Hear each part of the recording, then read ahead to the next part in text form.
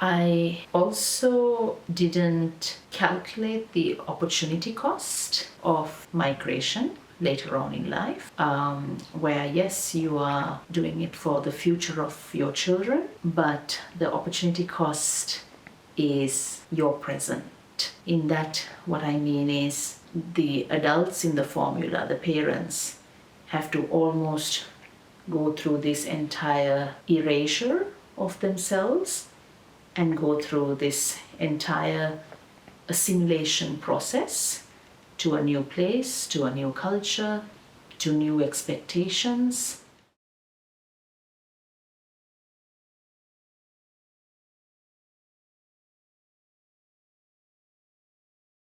This very confrontational realization that you, with everything you bring to the table, with your years of experience, with what you've done, you're just too big. You're too big for this place. You need to tone it down. People are different. People are laid back. People are easy. And we're not easy. Where we come from, if you're easy, you're dead because of the chaotic complexities that we have to face on a daily basis, how competitive things are back home, how hard you gotta work, how innovative you have to be, how creative you have to be just to survive on a daily basis. We are loud, we are passionate, we're outspoken, we are fearless, and we are definitely not easy.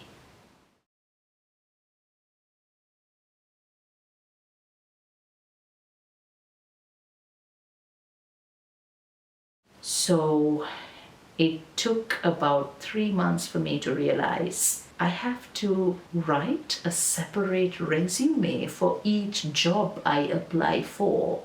I have never had to do that before. And you get wildly different advice. Everything from change your name completely, to edit your name down, to take any reference to Sri Lanka completely off the resume, to start volunteering, even if it's the tiniest thing you can do, list that at the top of your resume. So it doesn't matter what you've done.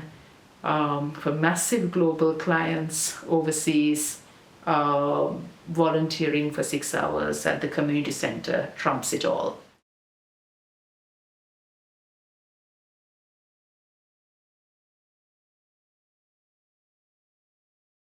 When these things start happening to you and you're at a certain point in your career, like I am and my partner is, really messes with your mind. And it's like, how is this place like this?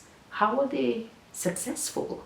How are they surviving? How is the entire world coming here and then expected to fit into the same brushstroke? It doesn't really work like that.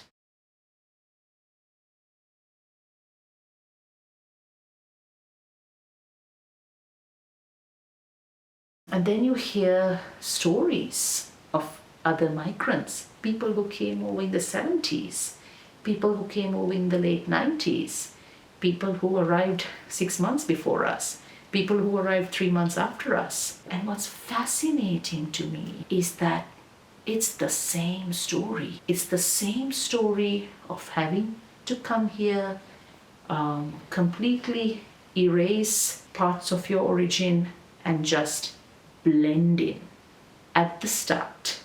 Get your foot in through the door by blending in.